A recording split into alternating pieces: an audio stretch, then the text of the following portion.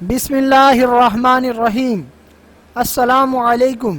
آپ کی خدمت میں حاضر ہیں فروخ حبیب اور آپ دیکھ رہے ہیں خان اسلامک اسٹوڈیو 786۔ تشریحات بخاری جلد اول حدیث نمبر 7 اور 8۔ حدیث نمبر 7، حضرت ابن عمر رضی اللہ عنہ فرماتے ہیں کہ جناب رسول اللہ صلی اللہ علیہ وآلہ وسلم نے فرمایا کہ ایمان کی بنیاد 5 چیزوں پر ہے۔ اس بات کی گواہی دینا کہ اللہ تعالیٰ کے سوا کوئی عبادت کے لائق نہیں، اور یہ کہ محمد صلی اللہ علیہ وآلہ وسلم اللہ کے رسول ہیں، اور نماز کو قائم کرنا، زکوٰۃ کا ادا کرنا، بیت اللہ کا حج کرنا اور رمضان شریف کے روزے رکھنا۔ حدیث نمبر 8، حضرت عبداللہ بن عمر رضی اللہ عنہ فرماتے ہیں کہ رسول اللہ صلی اللہ علیہ وآلہ وسلم نے ارشاد فرمایا کہ اسلام کی بنیاد 5 چیزوں پر رکھی ہوئی ہے۔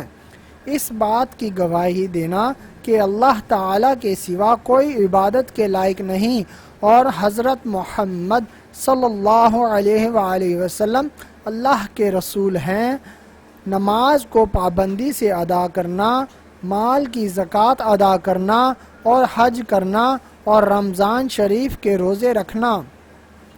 حضرت ابن عمر رضی اللہ عنہ فرماتے ہیں کہ بندہ تقوی کی حقیقت کو نہیں پہنچ سکتا جب تک ان چیزوں کو نہ چھوڑے جو اس کے سینے میں شک پیدا کرتی ہیں۔